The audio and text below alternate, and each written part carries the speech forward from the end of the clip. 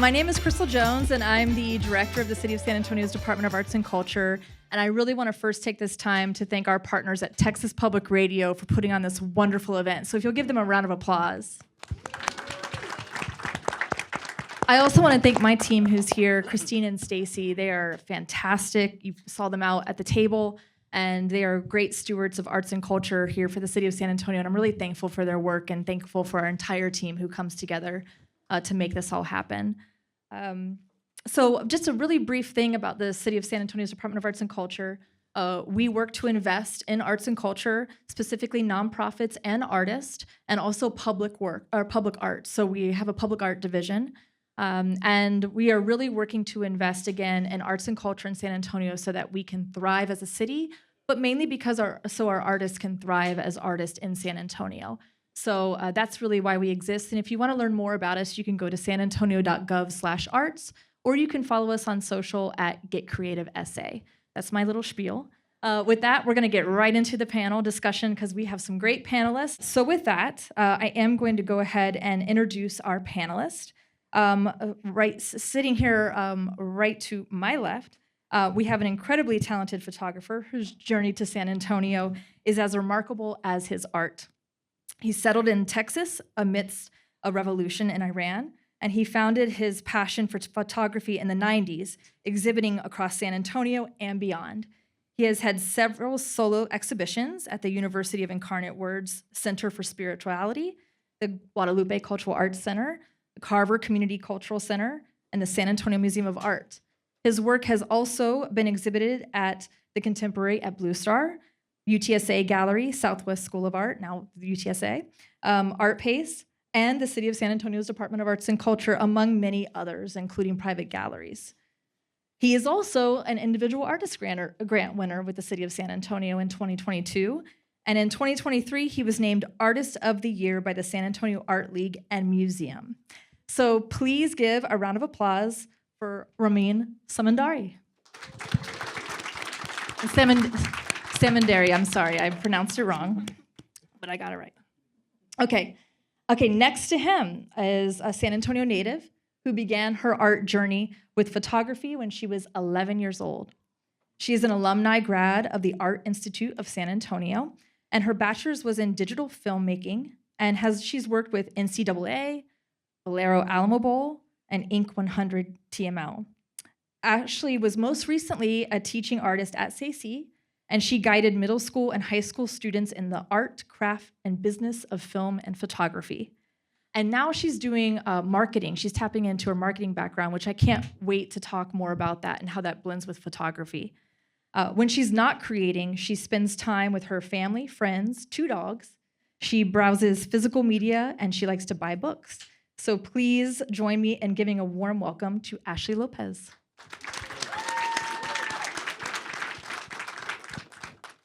Okay, and next, we have a powerhouse in the San Antonio art scene with roots in the city's music since the late 80s. He's not only a seasoned performer, but he is also a passionate photographer. He captures the energy of live performances. He also hosts his own photographic exhibitions at Blue Star Arts Complex, and he's the driving force behind showcasing local talent. In 2022, he co-founded KPSA Radio, dedicating himself to spotlighting San Antonio's vibrant music community, bringing a fresh perspective to the art of photography, and known for pushing the boundaries of traditional techniques and exploring the intersection of technology and creativity. Let's welcome Anthony Garcia, or AKA Jojo Dancer Photos. He's also a fellow motorcycle rider. I do have to shout that out because we see each other on the bikes. Okay. So first, I'm going to ask each of our panelists about their photography journey. So I just really want to learn about you, your background, when you first got involved, and where it took you. So Ramin? Thank you, Krystal. Thank you for inviting me to this panel, TPR and the Department of Arts and Culture. My photography journey started kind of late. I was 29. And for the first 10 years after I came here from Iran, I was a med student. So never finishing that, I decided that I was going to become a photographer no matter what. So that was in 1989, 1990, when I moved to San Antonio and I started being a photographer. And first thing I did, I took some darkroom classes just to learn how to make a darkroom. So I built my own darkroom, and it kept growing and growing. And before I knew it, I was actually living in a darkroom. The whole house was a darkroom. And in the mid 90s, I started teaching at Southwest Craft Center at the time. Yeah, we only had the old building, the Ursuline building. The photography was in there. So I did that for about 6 years. And while I was teaching darkroom, I also learning more about darkroom and doing non-silver processes and not just straightforward silver photos. And I gravitated to large format medium as opposed to 35 millimeter, mostly because my eyes weren't, I wore glasses, and it was just easier, bigger image. And in about 2000, 2001, when digital started coming, I kind of made the transition, kicking and screaming sometimes, and sometimes. Back then, as far as material available for photography, the quality was pretty bad, both in terms of cameras, in terms of printing material, and Photoshop was, I think, Photoshop 2 or 2.5 or something like that. And I didn't know anything about computers to begin with. So it was a challenge. So I was still using film, doing the darkroom, and then scanning and getting my work printed outside, because having a large printer was prohibitively expensive. And so it went from there, and I started thinking that what kind of photography I want to do. First I wanted to be a photojournalist. After a while, I got bored, and they got bored with my pictures. Nobody liked them. They said, "Oh, this is just too much art. We don't want art. We want just the facts." And I thought, okay, maybe I'll just do art then. So I decided to just do the photos that I wanted to do and exhibit them. For a number of years, I did exhibitions at all kinds of venues: coffee shops, restaurants, theaters. Jumpstart Theater was around back then. Also, there's another theater called ACAST. I had my first show at ACAST. I was on Hackberry in 1994, and just went from there. And about 2000, 2001, I started getting better shows and had those solo shows. And so I've been doing that ever since. Is that good for That's now? great. Okay. Yes, I'm going to dive in a little bit about the dark room and a little bit later in some of the backgrounds that you used. So, okay, Ashley, your start and your journey. Yes, as stated, I started when I was about 11 years old, and the first camera was actually my mom's personal camera. It was the Canon PowerShot, I believe. It was like a little dainty red camera, and I would just take pictures of my dog at the time. She was just a little Chihuahua, and she was always calm, which is rare, and I would just always take pictures of her. And then eventually, I was always with my niece and my nephew. And so I was like, hey, let me just take your picture. So I just started taking them. And then eventually they started coming over more. And I'm just like, okay, I like the way this looks. And the first thing I always noticed was the trees in our yard. So if the tree was kind of like at an arch, I'm like, I want you to stand under that arch because I really like the composition. Or if there's like a flower bush, I'm like, hey, why don't you go kneel down and sit down right there? And I still have those pictures. And I'm like, oh my gosh, I can't believe like at 11 years old, I was already taking pictures like that. But then it wasn't until I was in high school when I was a sophomore where they had told me, a few of my friends said like, hey, you should join photography. And I'm like, oh, I didn't even know that was like a thing here. Because I went to a school where it was very focused on sports, like football. And so I was like, I didn't even know we had an art department here. And so I went into it. I was like, oh, wow, this is amazing. I didn't know that I can do that 5 days a week. And that's where I got introduced into a DSLR camera. And yeah, that was like a big wake up call. And I'm just like, oh my gosh. And I was already feeling like intimidated, like maybe this isn't for me, because I was with other classmates who obviously knew how to do it. And so I kind of felt, not too confident. Like, maybe I should just move to another like class or something. And so I went into yearbook. I was still doing photography, but I wasn't too confident still. Went into yearbook, and my teacher, she was like, hey, you should go to the practices, the events, and just take pictures for the yearbook. And so that was like my first time going into atmospheres where I was taking event photography. And I didn't really like it because I just kept looking at it. I'm like, this isn't really how I want the composition to look. And I always had that in my head, like, I don't like the composition. And so then I went through it, but then went back to photography. And my teacher, she was a great teacher, and she kind of just pushed me to start taking pictures more of not just events, but, of my family, of my friends, of my pets. And so my parents at the time, they got me an iPod. I forgot what it was called. It was like the iPod Nano or something, and it had the camera on it. And so I started using that to take pictures of my niece and my nephew.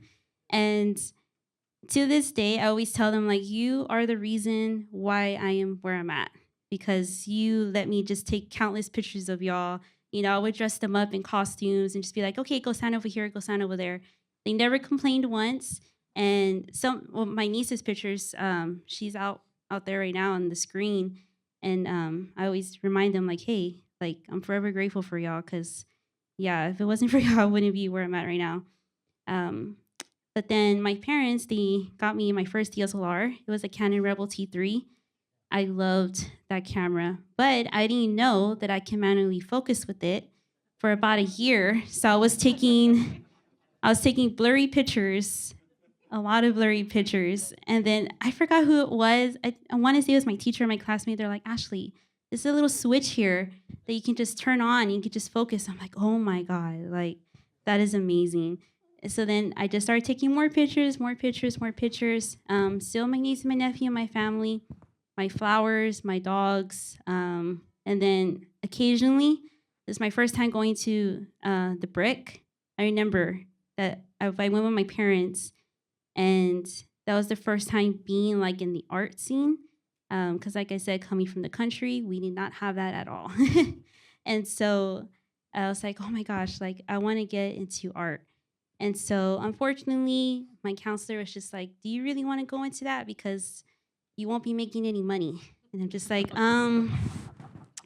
well, I'd rather be happy than, making a lot of money. And so I had another great teacher when I was a junior, and she told me about the Art Institute. And she's like, hey, you should look into this. And so I was like, oh, okay. And I loved it ever since. And it's unfortunate they closed down, because they were the ones too that actually paved the way for my career and giving me opportunities to explore more. And I have a degree in filmmaking, so I also got to do that as well.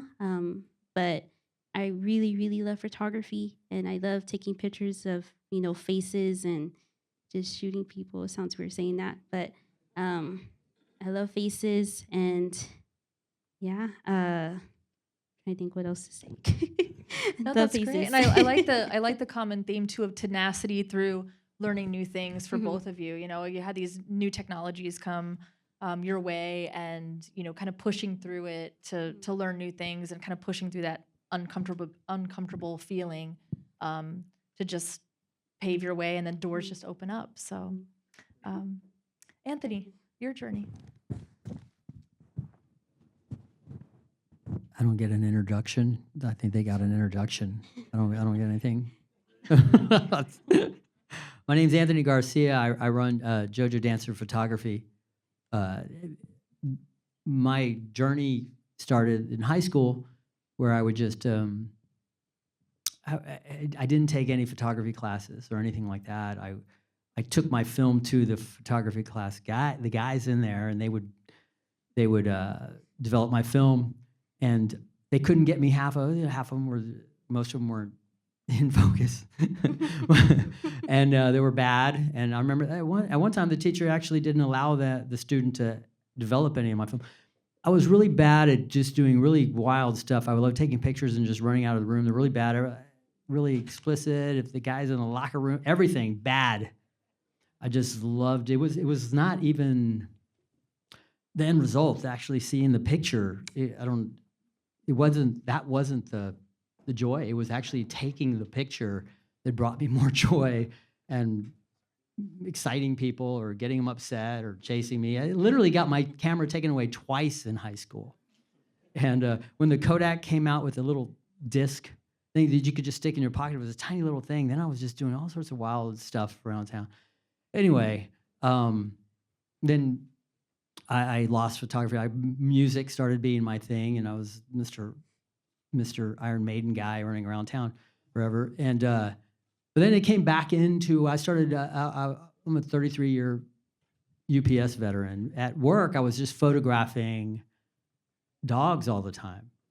I was working at a route way out in the sticks, and I would take pictures of the dogs that would run up to me. So I had a pocket full of Scooby snacks in my cell phone, and I would just take pictures of dogs, and I just fell in love with taking pictures of dogs. And the thing, I love taking pictures of dogs with their owners holding them. It's just because their faces were always lit up because they were happy that their dogs were happy, or trying to bite me or something. And I don't know what the dogs were. Blah, blah, blah, blah. But anyway, I just fell in love with that, and I love people, and so taking portraits of people. And you get the real emotions when someone's actually holding their dog, because it's about their dog, and it's like if they're their baby, and you're taking a picture of their baby, and they're looking at their baby, and they're so happy. And that was a real, I always found joy in that. And now that I take pictures, I see where it came from, thinking about it now, talking about it. I think that's where it came from, getting that real face on people. But, and after a while, I just thought, let me dive into this portrait work. I was doing it at my house, and but I was inviting all sorts of wild, seedy people up into the house. That's not working either. So I was looking for a studio, and eventually, Elizabeth, the owner of Brick, you guys mentioned Brick, said, "Yeah, you go ahead and pop up on Sundays here at Brick and just do it like a pop-up studio." And I got there. I just loved it so much. The tourists and all these different people, and there was this very dog-friendly place at Blue Star Art Complex, and I just fell in love. I felt, you know what? This is where I need to be. I need to be photographing people. And then my friend Ramin left his studio, and I felt like Horseshack. Ooh. Anybody know Horseshack? Anyway, I was there. I was like really wanted his studio. And I was like, wow. So I ended up in a studio there. And during COVID, I missed something here. During COVID, Elizabeth, the owner of Brick, I'm going to butcher her last name, so I'm not going to try.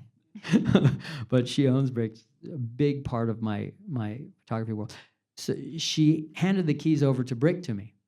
None of the artists were working. Everything was closed down there. It was a ghost town.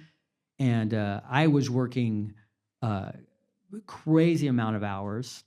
It was no time to start any kind of business or other, but I did it anyway.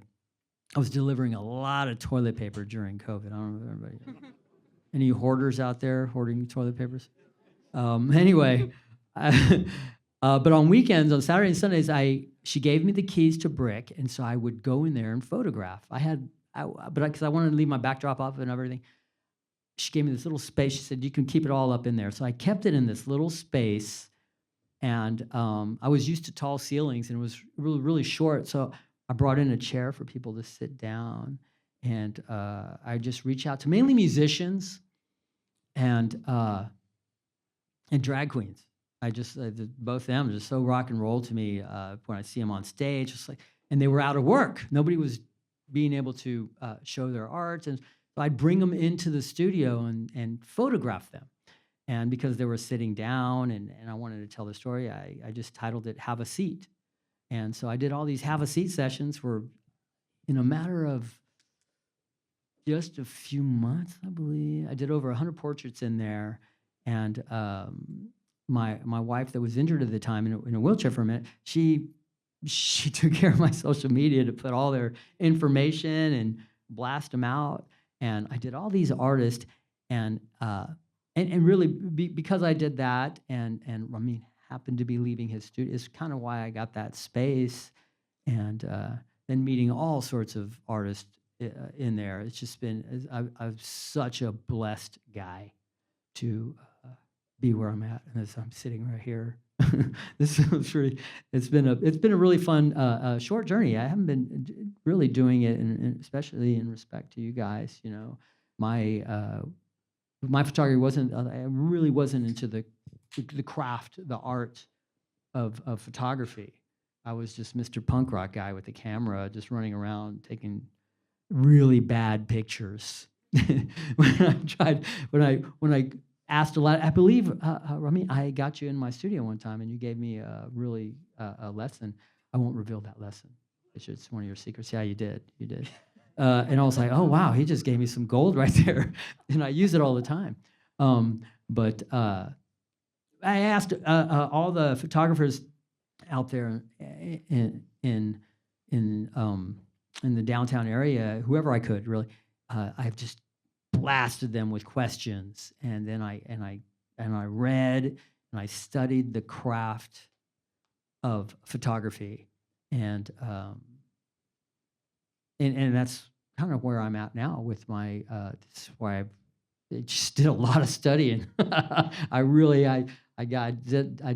put in a lot of time into it. When I didn't do it, like a punk rocker. When I was a kid, I was just jamming on anything, whatever.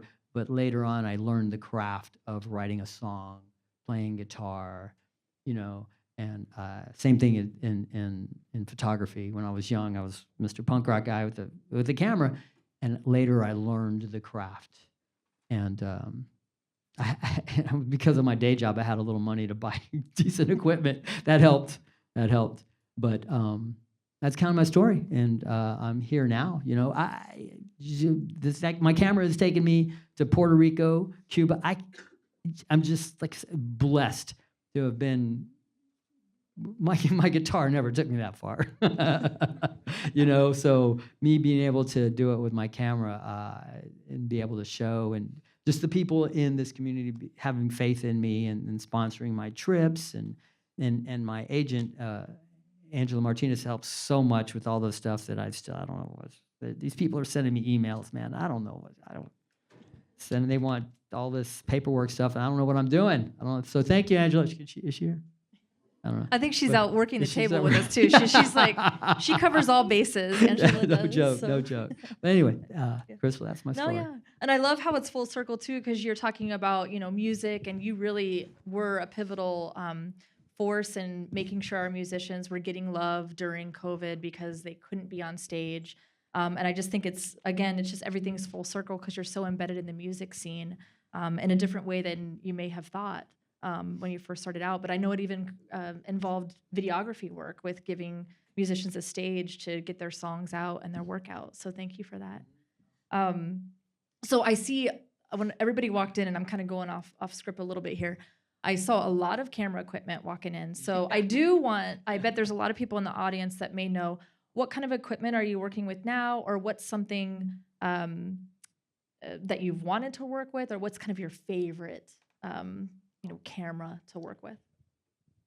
Well, my my gear is evolved over the years, the last 35 years.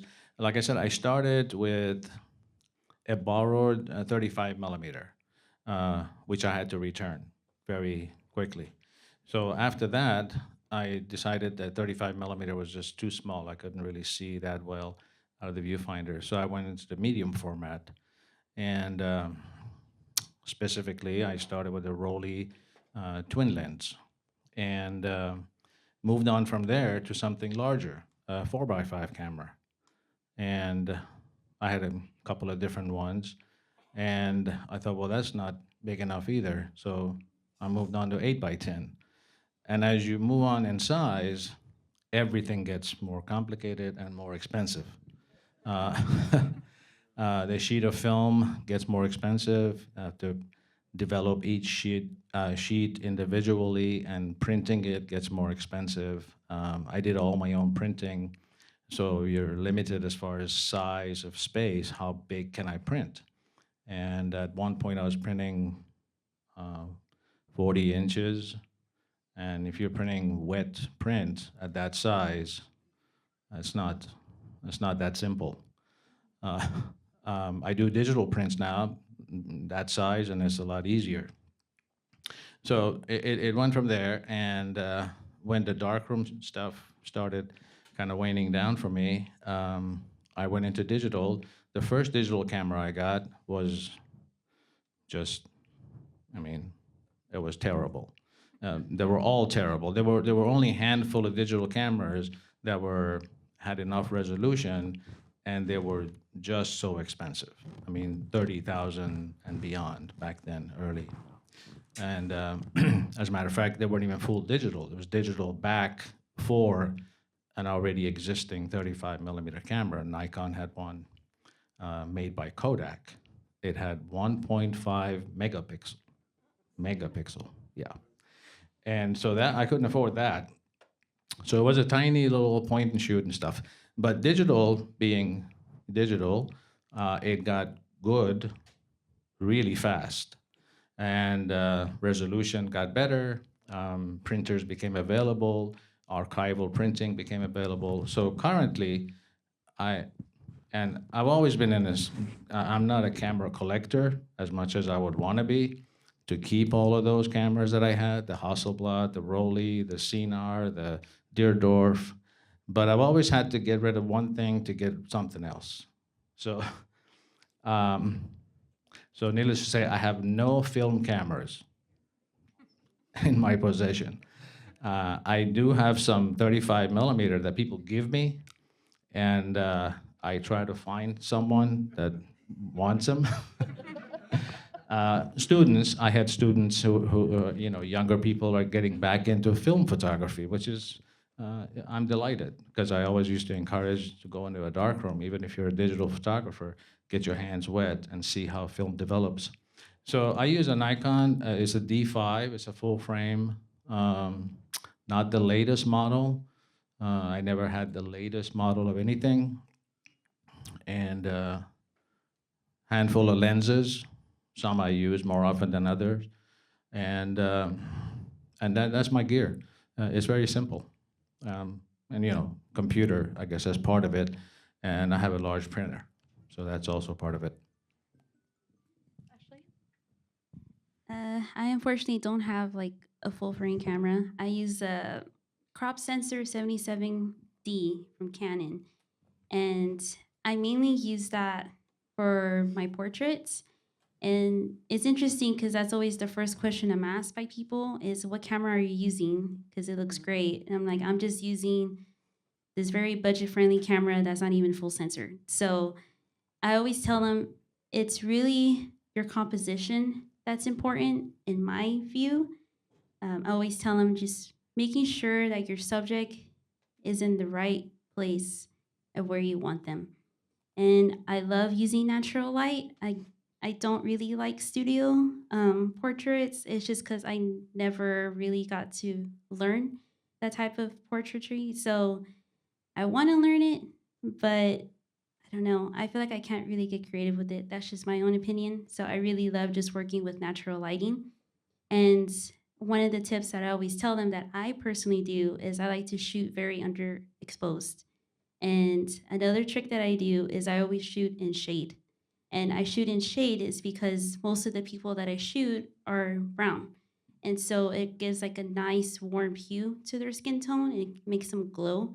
And it also helps with the editing. So whenever I pop it into editing, I barely don't do anything to it because it's really like beautiful, the colors. And another piece of gear that I use is just my environment. So if you look at some of the pictures, the portraits that I take, you can see kind of like little flares, little glares. I have a Krystal. I used to have a Krystal. It was about the size of my hand. And I got it off of Amazon for like $4. And I would use that to reflect on the portrait. and I gave it away to a female photographer, and she loves it. And I also like to go to just Dollar Tree and get plastic wrap, and I like to put it over my lens, and I poke a little hole in it, so it kind of gives that dreamy effect. And I also like to just pick up like grass from the floor and just put it also in front of the lens. And also CDs. I love CDs, just to reflect it. And recently, my boyfriend, he did that with his phone. I was like, oh, wow, that's interesting too. You could just use your phone. I always tell them at the end of the day, just grab anything that you see and just put it in front of your lens. Just see how it reflects. And I started doing that because I spent so much time editing those flares in Photoshop, where I rather just have the natural thing in my hand. And that's just for my portraiture. Now, when I do events, I do use the Canon 5D Mark II, just because my camera can't handle low light, and these are paying clients, so I want to get them the best quality that they can get. So that's why I use full sensor for those. And same thing, most of the time, I just use the lighting that's in the area. Unless it's like this, then I'll use a flash. Or if it's yellow lighting, I don't like the way that looks, then I'll use a flash. Let's see, even outdoor, I'll use a flash. So it just varies, and I'm fortunate enough to have access to that camera very easily, but I'm in a good spot now where I can finally afford to get one after about 15 years of working with the crop sensor. So I'm excited to finally get one, and I want to start learning film photography. And I forgot Pentax. Was it Pentax? Yes. My boyfriend got me one. And I remember I started shooting, and I went to Digital Pro Lab, and they're like, your whole roll's blank. And I'm like, oh my gosh, like, that's embarrassing. And so they're like, we can just give you credit or a refund. I'm like, cool. And so I did it again. They're like, it's blank again. I'm like, what in the world am I doing wrong? So I was getting frustrated with it, and I think my frustration broke the camera because now it doesn't work. So I'm just like, great. So I'm kind of like, I want to get into it again, but I don't know. I get frustrated with it. So kudos to all your film photographers. Yeah, because I personally cannot get it. So props to y'all. Yeah. Jojo. Gear. It just started off with I think it was a Pentax really early, and then I went on my really almost like kind of like right before the disposable cameras came out, the little disc camera. But as a professional, it started off with the Nikon D3200, and as a more professional camera anyway, and then the D750, and then D3. So I want one now. These are really low megapixel cameras. If anybody's interested in any of that. Anyway, the portraits I did with that camera that I had years ago, I still look back at them. These are great. They're not the best for blowing up really large, but it makes for really good tones. If anybody sees any of those early, it's like I don't know, 20 years older than the one you used, I believe.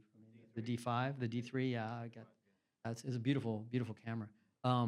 But then I wanted some mirrorless, which is great, fast, rock and roll, boom, boom. They're light, small. I got one right here. They're just quick, little, good, easy to use, carry cameras. But I really love the mirrorless movement. Can I say that? It's a movement.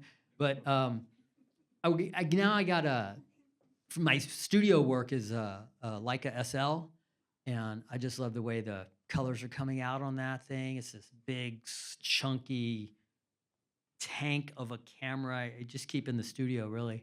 But all my portrait work, I've been using that SL with just a 24-70 on it.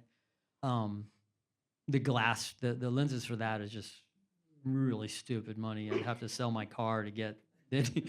So, I'm not getting any, I'm just keeping that zoom on there that came with it. So, and the pictures are really, really good. So that's my rig. If you see me out on the streets like tonight, it's this little like a camera. This Q2, it's a little point and shoot, a really fancy, overpriced point and shoot.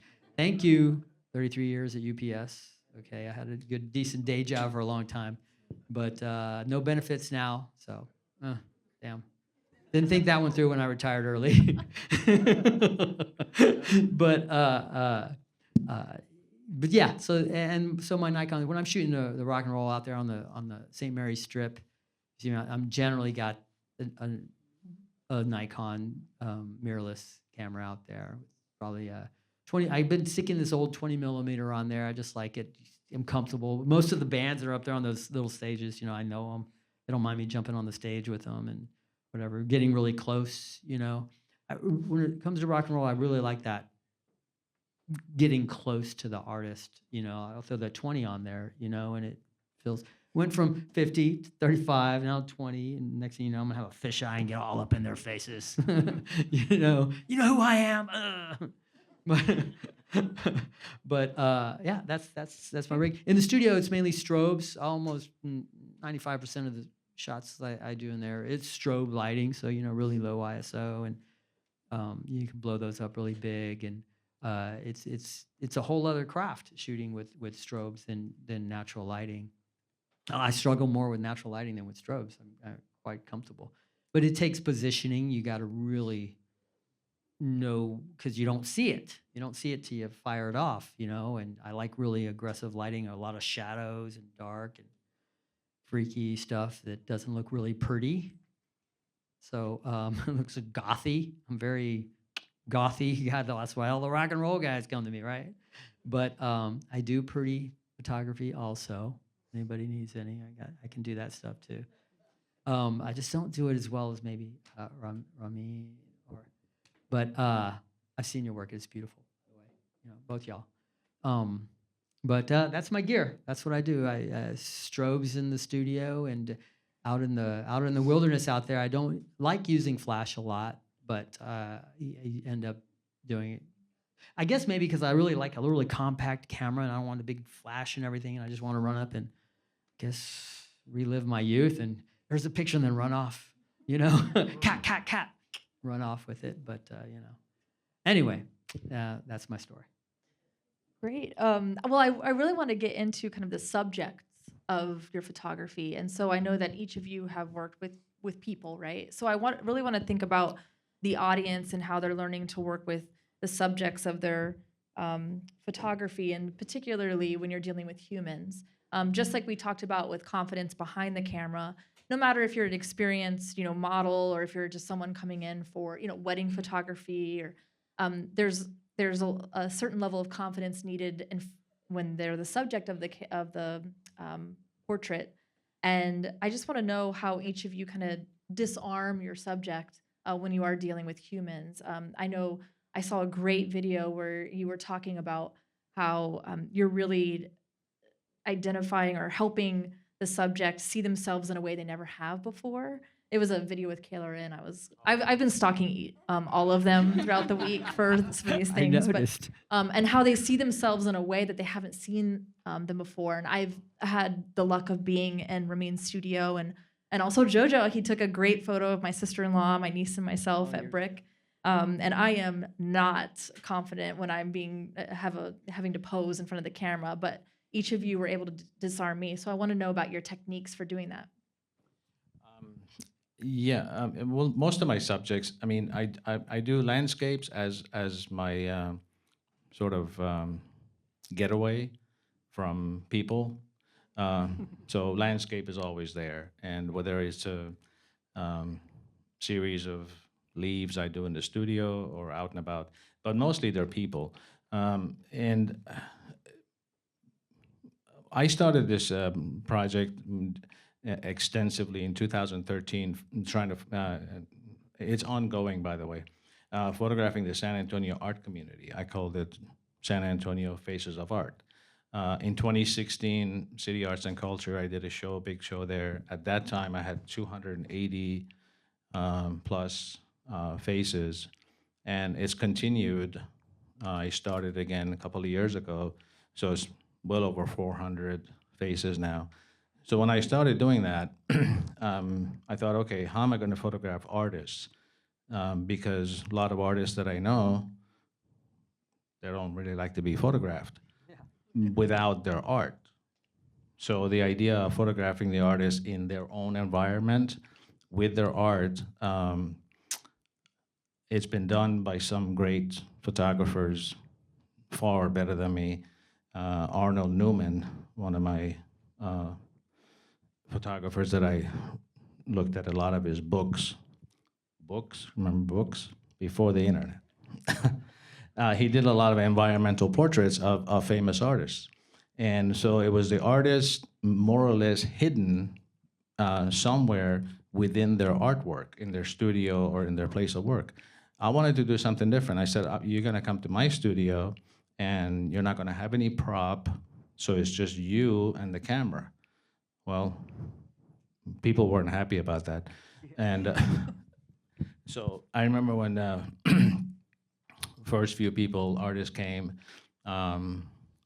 it started with people that I knew better, so they were more comfortable with me. But then as it went on, there was artists that I had not met face to face. I was meeting them for the first time when they came to the studio.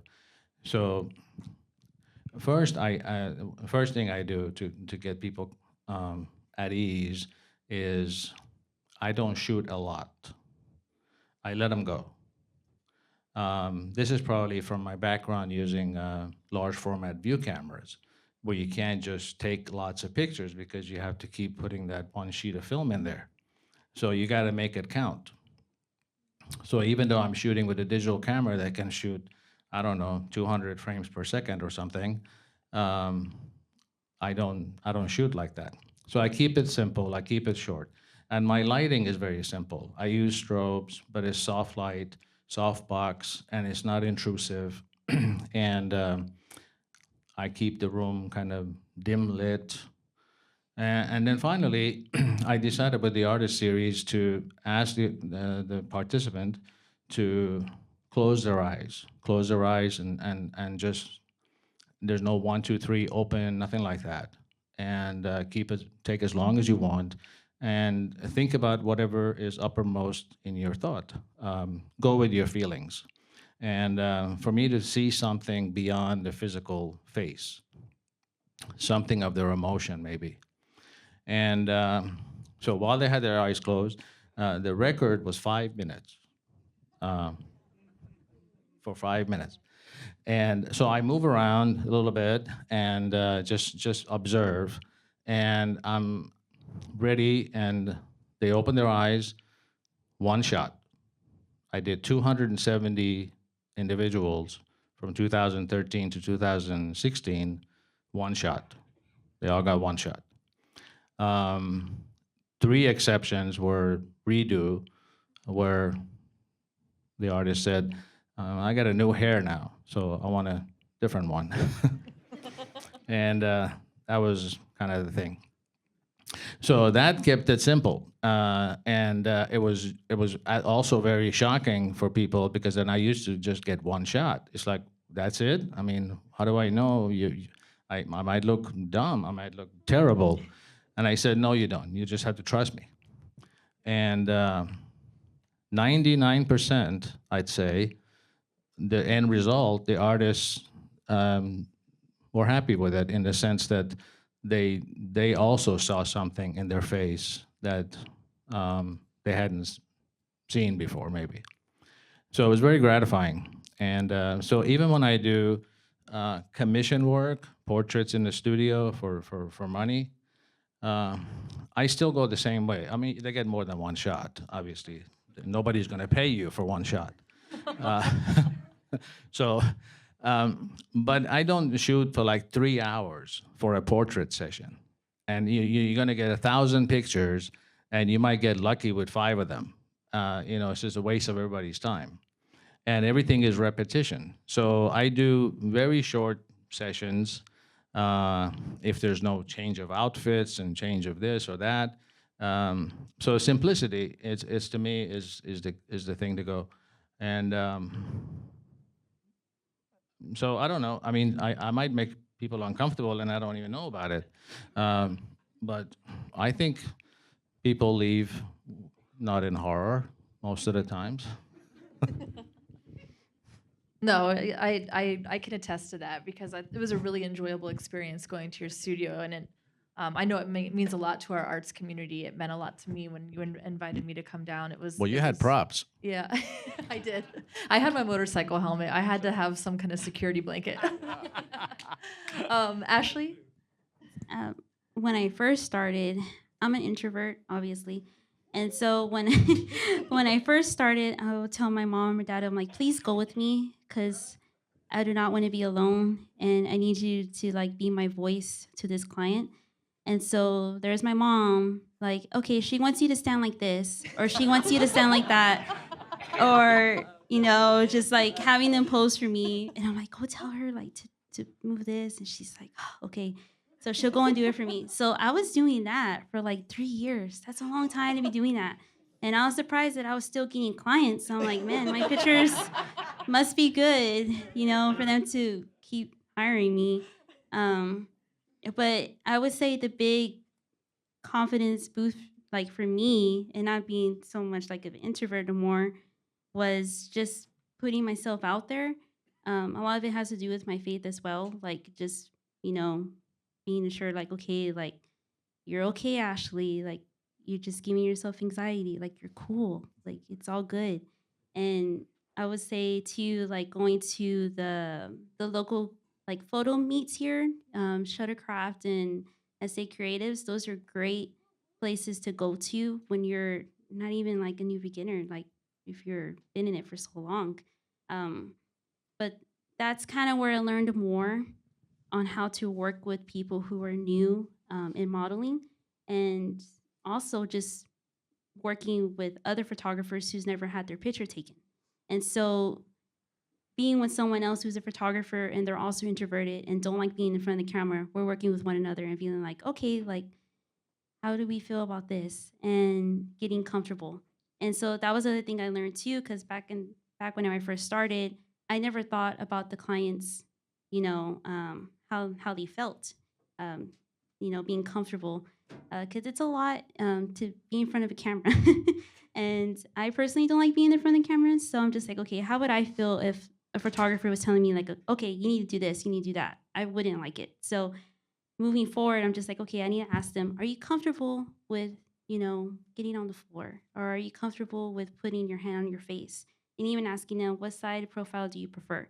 You like this side or that side? And then they'll tell me, be like, okay, I'm gonna do it this way. And I'm like, are you good with that? Are you comfortable? They're like, yes. And so eventually that really paid off, because now I have these clients that I've taken and they just keep coming back to me for, you know, further gigs. And also just having conversations with them, asking them, how was your day? How was your drive here? What else do you have planned for the day? And then also talking to them while taking their pictures. Oh, how many kids do you have? Oh, how long have you been married? What's your favorite type of food? Are you from San Antonio? Were you born and raised here? What do you do for work? And that kind of gets them to break, you know, and those are always the best smiles when you get them to talk and they're smiling at you. Then I take the picture and they end up loving it. So it's kind of, and I can actually multitask when doing that. Like, I am not a multitasker at all. So I'm there having conversations with them while taking their picture. And then be like, okay, you look great there. Just stand still and then take their picture again. And then at the end, just telling them, thank you so much, you know, for feeling comfortable with me, and then I'll have your pictures done soon. But that took a lot of work. That took 3 years. And I'm thankful for my parents for going with me and having my mom be the voice for me when I couldn't speak at all. And so, yeah. You got to keep doing it and put yourself out there and really go to those meetups. Those meetups are great and they're free. And you get to meet a lot of local photographers as well and models who are trying to, you know, gain the confidence too. And yeah, just take advantage of those and go to them.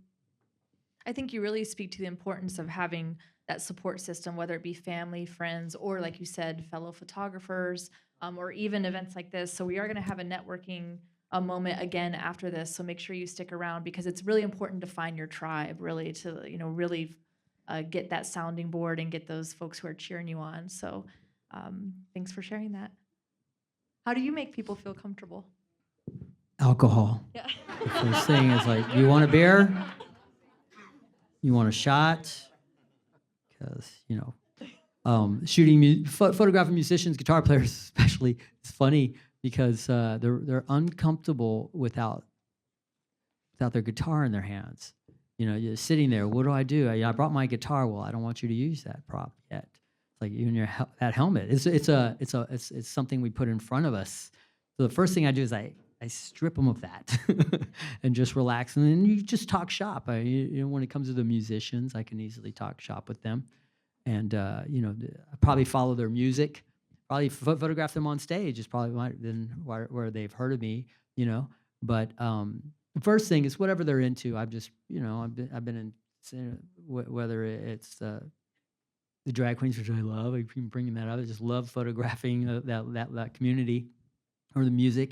I'm in there. I see that. I see them on stage. I see what's going on, and just talking shop to whoever's in front of me. Also, what puts my clients at ease is nothing leaves my studio without the thumbs up. If they don't give it a thumbs up, I say, Anthony, you know, burn every picture here. I don't burn it. Don't ever show this to anybody, or just don't show this on your freaking daily carousels, whatever you got going on, Anthony. Whatever. Don't show this to anybody. And those images get poof, they're gone. You know, that's how I get the trust from my clients and my friends and the art community. That's very important. So it's a rule. Even like behind the scenes shots in my studio, it's like nobody sees them unless it goes through them first. But not everybody wants their picture taken. I learned that, you know, the hard way. You know, I was in Cuba and I was taking pictures of people, and I was like, "Hey, what are you doing?" "Oh, sorry, man. Sorry, sorry." Just taking pictures of a bunch of people. You know, trying to catch them in these real moments. But it's really hard because once you lift up the camera on somebody, you know, their face changes and, you know, things get weird, you know, as we all know, taking pictures of people, you know. But, and I went off subject again. Sorry. Krystal, done? Well, yeah, no, and I'll remind everybody in the audience too, the microphone does stand for community questions, and we have about, you know, 15 minutes left. But while you're making your way up, if you do have a question, I have a couple things I can just throw out here and anybody can take it. I know each of you have done a series. You know, you talked about your San Antonio Faces of Art. Ashley, I know you have a series because again, I was stalking you on Instagram. And then Jojo, I would consider that what you do with the Daily Carousel is a series. So when it comes to a series of you know, of photographs or what kind of when do you know you have something? I mean, have you had, you know, 5 ideas of I could do a series of this or that, but what really sticks and how do you know? Well, actually, I've been doing a series, long-term series, since 2013 with the Artist series that's still ongoing. And in 2016, after the election, I had 2 series in mind that I wanted to do. One was on immigration, and that one's housed at the Institute of Text and Culture. They actually funded it, so it's in their collection. And the next one, I did a series on Faces of Islam. Within San Antonio community, there's a pretty big population of Muslim residents from all over the world.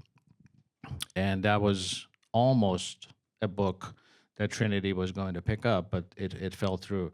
So I do like doing long-term series. That's what and I don't know when it's finished.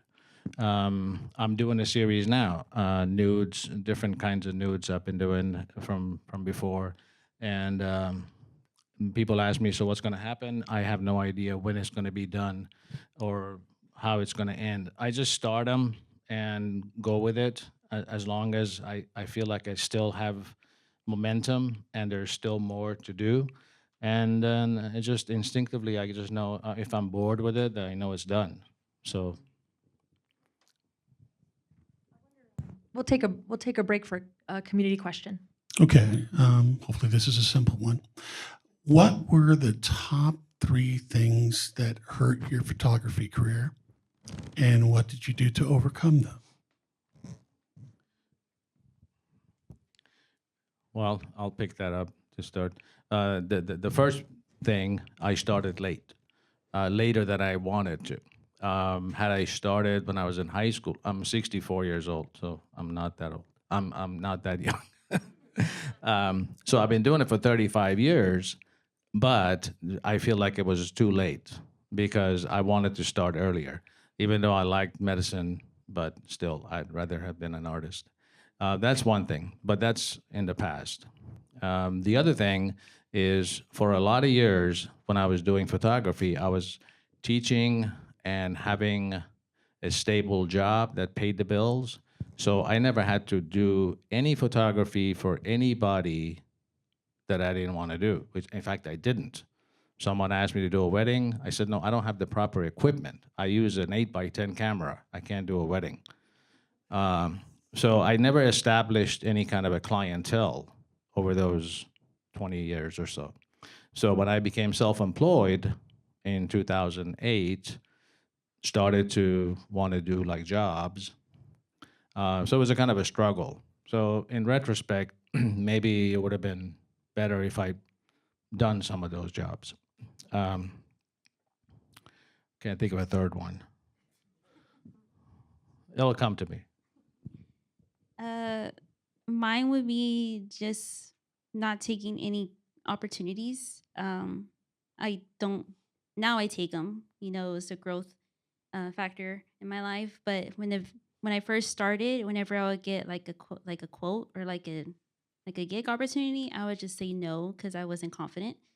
And that happened a lot with like the first weddings. Like, hey, we want you to take our wedding photos. I'm like, no, like I can barely talk to anybody. There ain't no way I'm gonna be shooting a wedding and talking to people. And yeah, so I would say the first thing, of course, is like the anxiety and not having confidence. And the second thing, which is really random, the fear of driving. That was a big one for me because if I had a gig that was like even 30 minutes away from my house, I'm like, I do not want to drive there because I'm gonna get in an accident. So that was another thing too, like having fear of driving. And so I had to overcome both of those things. And that took a long time. And like I stated before, it's just getting that strength and confidence in yourself and then putting yourself out there. And so now I'm driving like an hour to gigs by myself. And when I couldn't do that like 3 years ago. So I would say those two things were that. And then the third one, for like not getting anything, was being harsh on myself with my work. And so I would not send the photos to like the clients in a very long time, even though they paid the full amount. And so I would like wait a very long time to send them. So just like all these thoughts going through my head, like, oh, they're gonna hate them. They're gonna say all these negative things. They're gonna want their money back, and they're not gonna hire me again. And so at the end of the day, it was all just anxiety, which is crazy. But yeah, I feel like those were the big three things. And yeah, it just took time to overcome them. But yeah, those three things.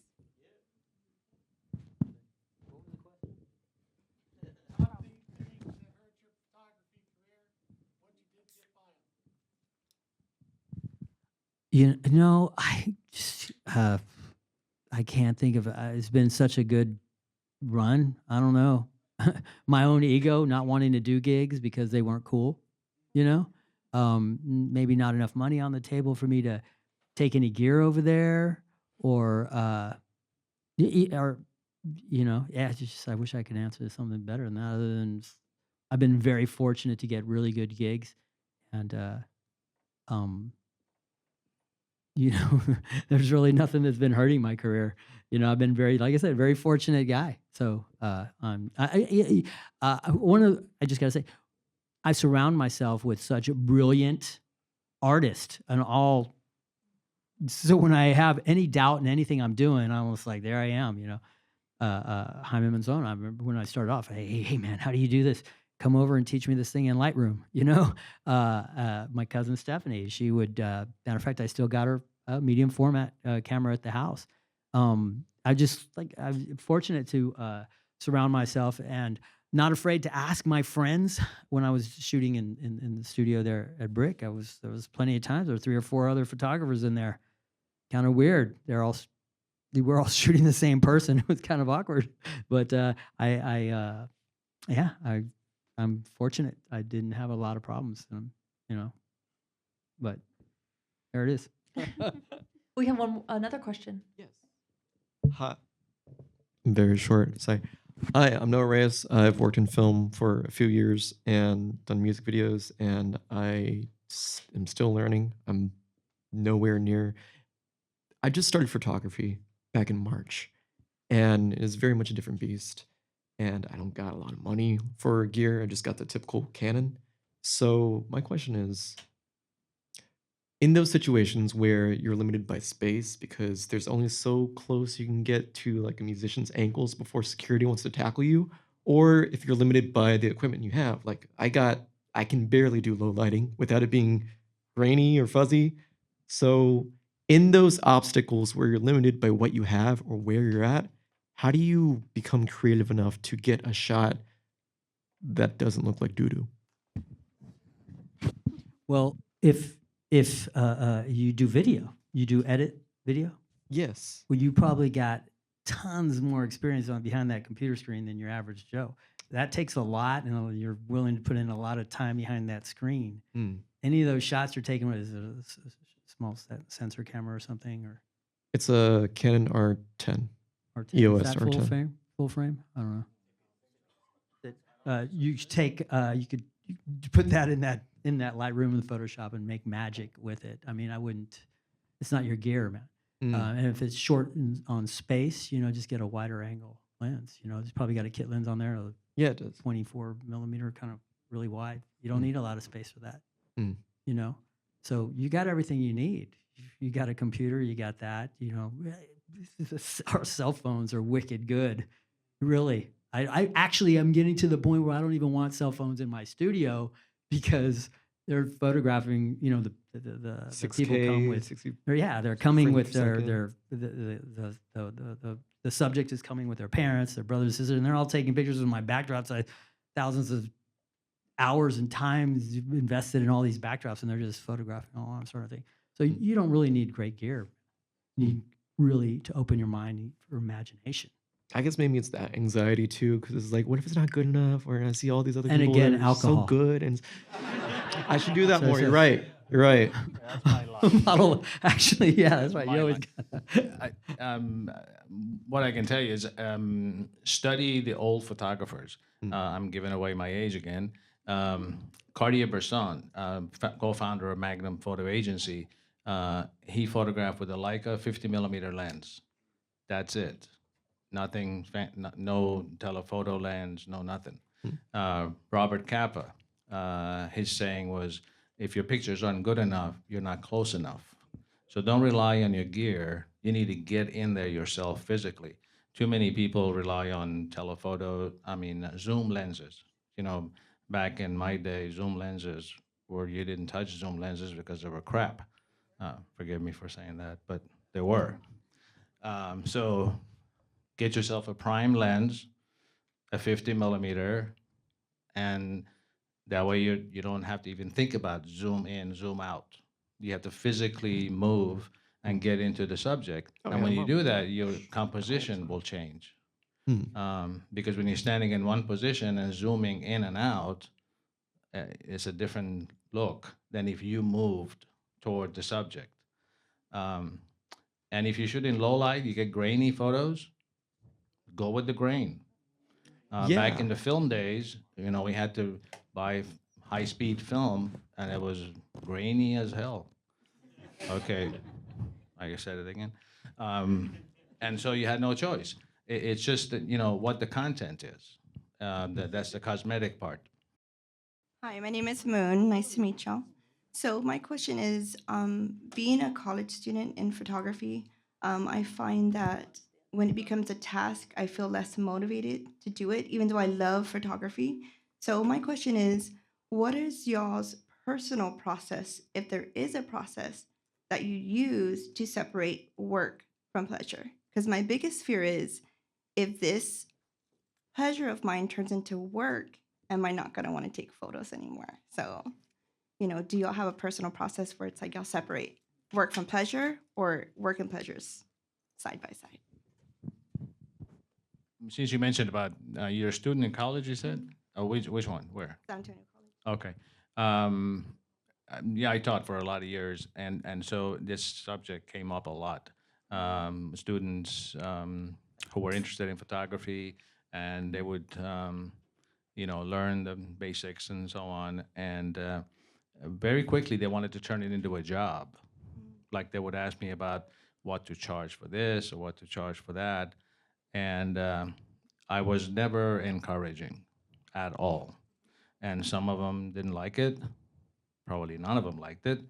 But I thought it was the best thing for them because you're missing the point of photography being an art form. First of all, it's not your job. I mean, yes, it's a job. Yes, it's my profession. But most of what I do as my profession is not doing photos that other people want me to do. It's photos that I want to do. I apply for grants. I do exhibits. I sell my work. So it's still mine, but it's my job. But I love my job. If I had to do it only for other people, then I would hate my job. And no matter how much money I made. So it's a decision you have to make when you're getting into photography. Do you want this to be your moneymaker and pay your rent and pay your bills and everything else? Then it's a different thing. You're not doing art, as far as I'm concerned. But if you wanted it to be your art, your passion, only in what you want to do, then there are ways to make a living on the side that's even better than doing photos. And you'll be happier. I think we have time for, I think there's 2 more questions. So Hello, I'm Dee Dee. I actually got into photography. Like, I liked photography, but I've never actually tried. And then something happened to where I, of course, I registered for classes late, so there was no classes, and one of the only classes I could take was photography. So I took it, and I was kind of excited, I think it would be fun, And then I actually started to get into it, and it's something I really want to do, but I don't think I want to do it as a job, more just as a side, But I'm actually going to study abroad for photography, and I really like street photography. That's something I really like, and I was just I don't, because I know people don't really like having their photo taken sometimes, but you can't. I feel like you can't really ask permission. So how do you for everyone? I feel so. How do you do that? I guess I don't know. How do you I know you can ask permission from people, but just I mean, you're not gonna always see that person, so it's kind of how do you do that without? Use that smile. First of all, you smile just like you're doing now. You smile when you approach somebody. You're just smiling. It's nothing, it's you inviting. It's like, hey, my friend, can I take your picture? You look great. It's a great hat. Look at this hat. You're beautiful. Fiesta, everybody with those hats. That was easy. Look at this hat. Did you make it? Blah blah blah blah blah blah. Clack. Thank you so much. Oh, you want to see it? Okay, here's my card or whatever. If they ask that, they're just happy to get their picture taken a lot of times. But just smiling and approaching people like that, if you know what I mean, just be inviting as a person, as a fellow human, and understand. Like that beautiful lady that was just here when I took her picture. She asked a bunch of questions. Okay, I know I'm getting rid of that picture. Then that's cool too. It's, Yeah. It's not like I'm going to blow it up and try to make money off of it. Yeah. So I don't know if that answers it, but yeah, that's it. Street photography is actually kind of fun. I don't do it much, me personally. I don't think I don't either either. you guys. Yeah. I But- personally don't do it. Sorry. No. I wanted to put his name out there real quick before I forget. But if you have Instagram, there's a photographer. His name is Eric. He goes by Eric Moneyshot. And he does street photography meetups every Sunday. And me and my boyfriend had actually went to one. It wasn't like his usual meetups, but we have never done street photography before. And we're both introverted. And it's just okay, why don't we go try it? Because we're both quiet and we're both shy. So it's okay, let's go see how he does it. And he was just flying away. He would just go and just take a picture real quick, and it looked great. It looked beautiful. And so I would say if you have Instagram, follow him because he has them. So far, he just had one recently for Fiesta, and he's a great guy, super nice. He's not the type to not want to help you. He's very open to helping others. and he'll take time to listen to your questions. And yeah, like I would just say, just go to one of them, take a friend. It's one of those I feel like not a lot of women go to, and so that's why I went with my boyfriend, because I feel comfortable. So if you have like a male friend or a boyfriend, just be like, hey, you want to go with me real quick, just to, because I understand like as women we kind of feel, you know, intimidated. So it's like, yeah, just take someone with you, but you won't feel that way with Eric. I didn't feel that way with him.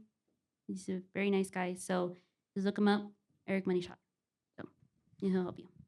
Just a quick thing on the street photography. I used to do a lot of it when I was, you know, fitter to actually walk the streets. You can't do street photography from your car window. And by the way, Eric, he was a student one time at one of my classes. Yeah, look him up.